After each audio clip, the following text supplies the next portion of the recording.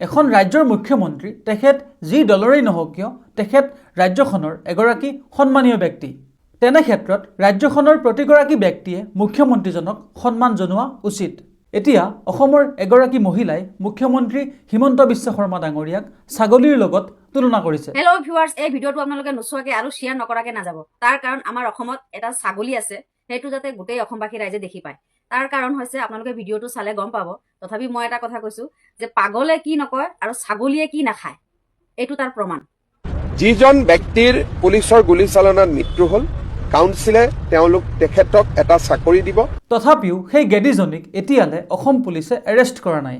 তাৰোপৰি বাংলাদেশৰ ডিপু দাসৰ হত্যাকাণ্ডত মাত মতা প্ৰতিগৰাকী অসমীয়া ভাৰতীয় হিন্দু মানুহক তেখেতে বাংলাদেশ গুচি যাব দিছে।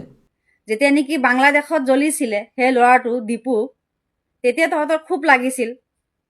লাগিব, তাৰ কাৰণ আছে। একচুৱেলি তহঁতিয়ে বাংলাদেশী, জ্ঞান নাই চালা। নিজৰ দেশৰ অশান্তি হৈছে, নিজৰ দেশত কেনেকৈ শান্তি আনিব পাৰি সেইটোত লৈ পেলাই তহঁতৰ কোনো মাথা ব্যথা নাই। তহঁতৰ এটাই কথা, বাংলাদেশত কোন জ্বলিল, কোন মৰিল, কোন বাচিল চুটমানি। তহঁতৰ যদি ইমানে দৰত বাংলাদেশৰ সেই হিন্দুবিলাকৰ কাৰণে, তহঁতি গোটেই সোপা অসমৰ পৰা বাংলাদেশত গুচি যা, চুটমানিহঁত।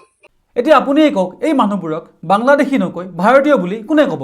কাৰণ তেওঁলোকৰ যিবোৰ ব্যৱহাৰ, যিবোৰ আচৰণ, গোটেইবোৰ বংগমূলীয় বাংলাদেশীয়। অসম চৰকাৰ আৰু অসম পুলিচলৈ এটাই অনুৰোধ যে এই বিষয়টোত হস্তক্ষেপ কৰি এই গেদীজনীক বাংলাদেশত পঠিওৱাৰ ব্যৱস্থা কৰক।